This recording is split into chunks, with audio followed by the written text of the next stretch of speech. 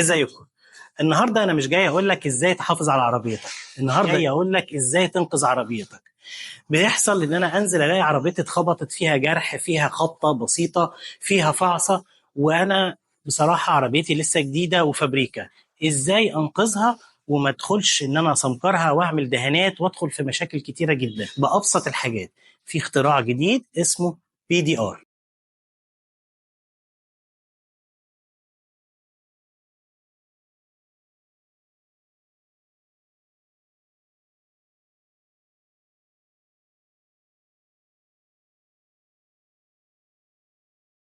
النهارده في المكان ده مهم جدا تبقى عارف انه هيساعدك جامد جدا. هيساعدك في ايه؟ ان انت لما تيجي تلاقي عربيتك اتخبطت خبطه بسيطه، او في دخله في حته في الكبوت، او في اي حاجه محتاجه سمكره خفيفه، مش مضطر ان انت تروح تشيل البويه وتسمكر عند واحد سمكري يقعد يدق في الحديد ويبوظ العربيه. النهارده جايين في مكان بيقدر يعمل لك حاجة مهمة جدا، وهي اسمها PDR. الموضوع ده هنفهم تفاصيله جامد جدا من الناس اللي بتشتغل في الموضوع ده، وهنا احنا في مكان اسمه جراج. تعالوا بقى نتعرف على الموضوع بيمشي ازاي. ازي حضرتك؟ ازي حضرتك، اخبارك ايه؟ الحمد لله. اتشرف بحضرتك. انا عمر صالح. تمام. المكان دوت بقاله 3 سنين. تمام. احنا بنشتغل بتقنيه الPDR.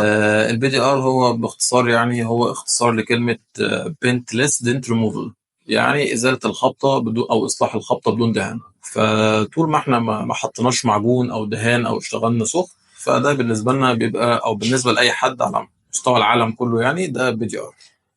تمام. يعني انا دلوقتي اما هجيب لك عربيتي فيها خبطه او فعصه، انت مش هتضطر تحرق وتشيل الدهان لا وتعمل لا لا معجون وتخبط على البارد زي بيقولوا، او التخبيط على البارد. في فرق بينه وبين التخبيط على البارد؟ بص، هو الناس يعني يعني سمكرة على البارد دي بيتكلموا عليها، بس ده مش سمكرة على البارد. بص، هو الناس في مصر هنا يعني بيبقوا ثقافتهم على البارد. تمام. ما عندهمش لسه تقنيه الPDR، للاسف لسه نازله او افيلابل يعني في مصر جديد.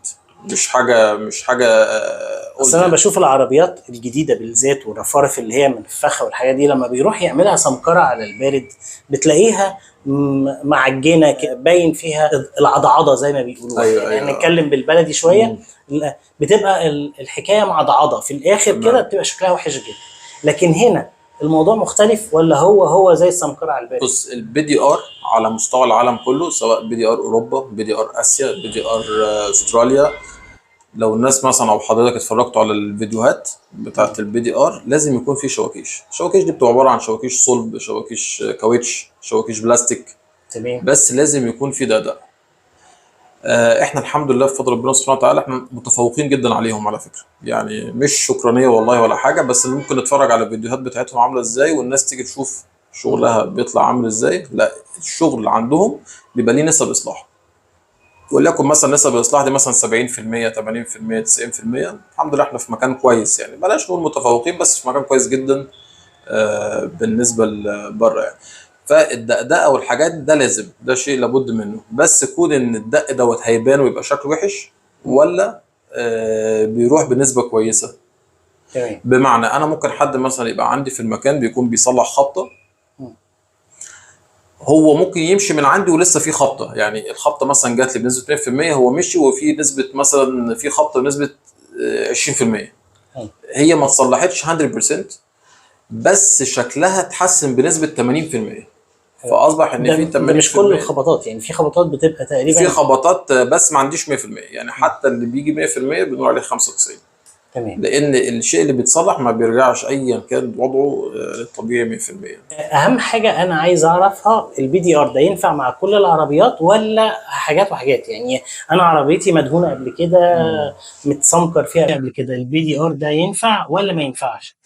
بص، الPDR ليه شروط. اول حاجه في الPDR ان لازم تبقى العربيه ما تكونش خدت دهانات ومعجون. طبعا مش شرط يعني، بس يفضل ان هي ما تكونش، لان الخامات اللي احنا بنستخدمها اللي هي خامات الPDR، وليكن زي ديت مثلا كده. طبعا هي احجام كتير واشكال كتير وصغير وكبير وعريض، كل الكلام ده. الحاجات ديت بتافكت اكتر مع الحاجات اللي ما تكونش خدت معجون انا بس حبيت ودهانات. يعني دي لازم انا يكون او الدهان اللي انا مدهونه بيه العربيه يكون فابريكا، او يكون دهان معمول بطريقه صح. لا، لازم يكون دهان العربيه. دهان العربيه يعني لو ورنيش يتشال. لو ورنيش، لو حد عمل نانو مثلا، لو نانو سيراميك، ونانو سيراميك يعني اختلف عليه الاقاويل شويه، بس يقال ان هو ورنيش يعني. احنا ما بنعملوش في المكان. نانو سيراميك ممكن يتاثر فده بيبقى افكت اكتر مع يعني انا لو كنت عامل نانو سيراميك، طب انت ما بتقدرش تشيل النانو سيراميك قبل ما لا تشتغل؟ ما بشيلش النانو سيراميك خالص. احنا بنشتغل لو نانو سيراميك كواليتي كويسه محترمه بنشتغل عليه عادي. لكن لو مفيش مشكله طلع هو لكن لو هو نوع تعبان بيتاثر طبعا، تلاقي شال زي طبقه ورنيش كده، عمل بقعه، حاجات زي كده. يعني انا اخد بالي ان انا لو انا عامل نانو في الاغلب الموضوع مش هيبقى افكتيف قوي. لكن لو نانو كويس مفيش مشكله. لو نانو سيراميك كويس عادي بنشتغل عادي. لكن لو عربيه واخده ورنيش، واخده معجون، واخده دهانات، بيتشال. بس بيجي لي ناس يقول لي يعني انا لسه هعمل سخن وتبقى عربيته اوريدي واخده رش وحاجات زي كده. قال لي بس انا لسه هسيب العربيه تركن مش عارفه قد ايه، واسيب العربيه تعمل ايه، فيعملها لي على طول بي دي ار، فبعملها له بتشيل الدهان بس، بيبقى بعد كده بقى بيلقطها بيرشها تاني، بيبقى الموضوع. انت الخامه دي بتلزقها يعني على الحته اللي ما دي بتتلزق على الصاج بجلو اللي هو الشمع يعني. تمام. وطبعا معين كلها للاسف حاجات مستورده يعني. الشمع والقطع يمكن احنا ابتدينا نصنع شويه الحاجات دي من تصنيعنا احنا الحاجات ديت، لان طبعا فرق التكلفه بيبقى عالي جدا في بين المستورد وبين اللوكال يعني. بتبقى زي ما هنشوف كده برضه في الفيديو حاجات كتير بقى في كماشات، شدادات، في الزرجينه، فلانكو، كانت حاجات يعني بنستخدمها. وانا شفتهم بيشتغلوا جوه في العربيه، اخدت بالي من حاجه مهمه جدا، ان العده والمعدات اللي بتشتغلوا بيها مختلفه. يعني الشاكوش هل بيفرق شاكوش من نوع زي طبعا من حد لحد؟ طبعا عايز اقول لحضرتك يعني كل خبطه ليها شاكوش معين، اللي ممكن لو ليها سنده معينه تشتغل بيها. القطعه لازم تبقى معينه، لازم اشد من جزء معين يعني. لو خبطه مثلا حاجات احنا نبقى يعني الخبره في الموضوع ده مهمه جدا.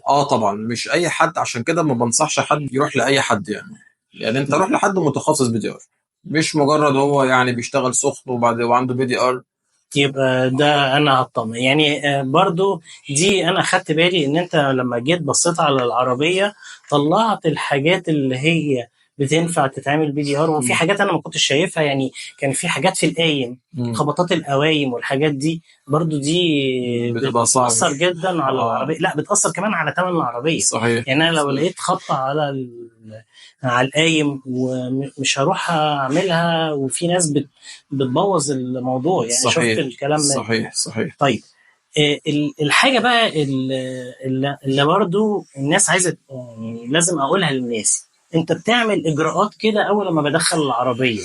ايه الاجراءات اللي انت بتعملها؟ الاجراء ان احنا بنشوف العربيه كويس جدا طبعا. اول حاجه بنشوف مشكله العميل ايه. يعني ممكن هو يبقى عنده حاجه فارقه معاه قوي وبقيه الحاجات مش فارقه معاه. تمام. في الحاله ديت انا بسبوت او بفوكس على الجزء اللي هو عايز يعمله.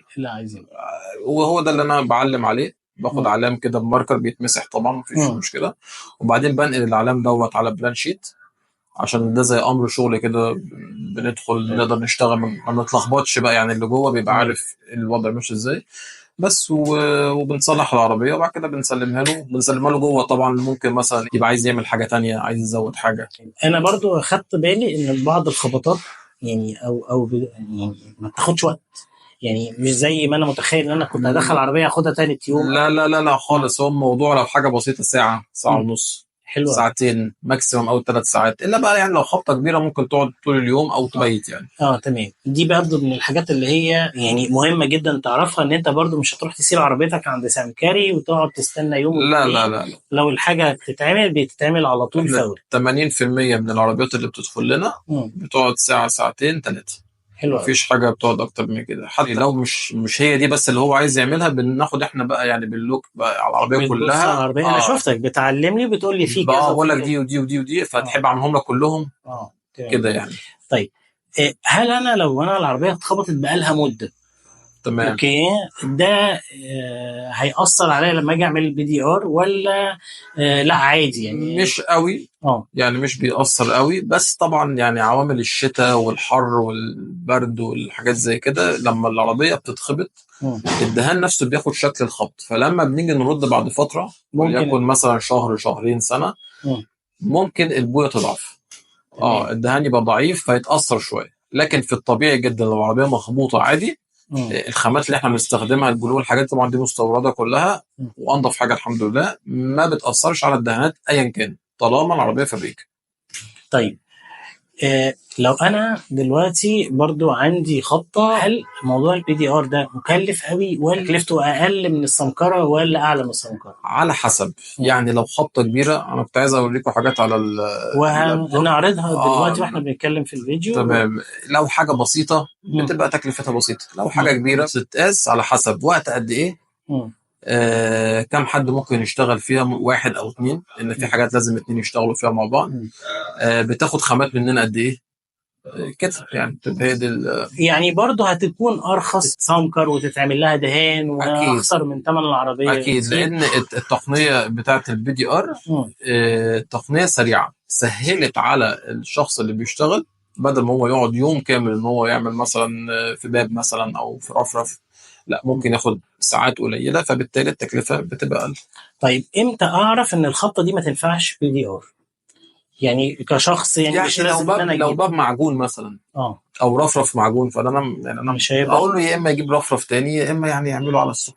يعني لو قطع ده ما ينفعش. لا لو قطع في الصاج ده لازم لحامات وبنط لحام وبتاع. احنا الشغل عندنا في المكان بدون رش بدون معجون بدون سخن نهائي، ما عندناش السمكرة السخن والحموات والكلام ده كله، هو شغل كله خفيف يعني بالظبط. انا لقيت فعصة، لقيت خبطة انا شايفها انها ما اتقشرتش دهاناتها ما اتكرمشتش بالظبط، لكن حاجات عايزه بقى مقطوعه وعايزه تتلحم والكلام ده لا ده مش.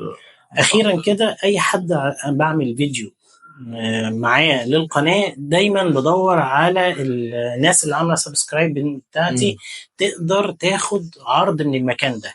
ايه العرض اللي ممكن نقدمه للناس اللي تيجي تقول لك انا شفت الفيديو على قناه هاني نايل عاملين سبسكرايب على القناه، لينا خصم اللي انت هتقوله دلوقتي، لان ما دام انا جيت هنا المكان ده وفضلته وطبعا انا الناس انا برد على كل الناس في الكومنتات، انا بيهمني ان الناس تدي فيدباك وتيجي وتجرب المكان وتبقى مبسوطه. فطبعا انا عشان جربت بنفسي على عربيتي ابتديت اقول للمكان ده يترشح. فهل في حاجه خاصه ليها للناس اللي هي شافت الفيديو او على القناه عندي؟ مفيش مشكله. شوف يعني احنا ممكن نعمل خصم 10% مثلا على خبطات البي دي ار. تمام، يعني انا ليا خصم 10% لو انت جيت وقلت انا اتفرجت على الفيديو ده في القناه، اي حاجه في البي دي ار هتاخد عليها خصم 10%. بالظبط. والبولش بقى زي ما احنا كنا قلنا قبل كده، دي خدمات تانية انتوا بتقدموها، بتقدموا بولش وايه تاني؟ بنقدم طبعا بنعمل يعني شغلنا كله بيبقى بي دي ار على البارد والحاجات اللي احنا عارفينها اتكلمنا فيها ديت، وبنلحم فايبر يعني لو اكسدام مثلا مقطوع نصين لا قدر الله يعني دي خدمه بيتلحم لحام داخلي ما بيبانش غير خط من بره بس. تمام. واللحام بيبقى من جوه يعني. حلو قوي. ما بيحتاجش رش ولا دهانات برضه كمان. بنعمل بولش. دي باكج كده بحب اديها للناس على طول اللي هي مهتمه بالعربيه وعايزه تحافظ عليها. دي بتبقى عباره عن كات ماكس وبولش وواكس. كات ماكس دوت للخدوش اللي هي بتاعت العربيه، اللي هي مش الخدوش العميقه اللي شايله الدهان، الخدوش اللي هي بتبقى الخدوش اللي هي بتاعت الفوطه، الخدوش السطحيه، حك في عربيه، حاجات زي كده. لان الكات ماكس بيفكت اكتر مع طبقه الورنيش اللي فوق الدهان. لكن لو حاجه شالت الدهان بالتالي خلاص وصلنا للصاج او بالظبط او البطانه بتاعت الدهان بالظبط كده. بعد كده بنعمل بولش، ده اللي بيرجع بقى الجروس تاني للعربيه، اللمعه بتاعتها بيخليها شايني شويه. بعد كده في الواكس ده بقى بيحافظ على العربيه، وده يديني افكت مثلا مده طويله تقعد العربيه بلمعتها زي كأنه لسه جايبها. لو بتحافظ يقعد معاك يعني ممكن يقعد معاك سنه. حلو لو بتحافظ. تمام. ودي طبعا. كده برضو عليها خصم برضو. ودي عليها خصم يعني 20% او 25%. حلو يعني، عش 25%. هو مش 20% دلوقتي، ما دام انت قلت 25 يبقى 25%. خلاص يبقى كده اتفقنا على الموضوع ده، ان انت لو انت جاي تعمل بي تي ار هتاخد خصم 10%، ولو انت جاي تعمل الواكس والتلميع ده هتاخد 25% خصم. وبرضو انا عايز اللي جرب يبعت لي الفيدباك بتاعه ويقول الدنيا مش ازاي، لان برضو انا لما جيت المكان ده شفت فعلا تقنية مختلفة عن اي حتة تانية، عشان كده رشحت المكان ده. طيب ده كده ممكن ندخل نشوف بقى يلا بينا. عربية كده. يلا بينا، مفيش مشكلة. شكرا جدا، العفو. سلام.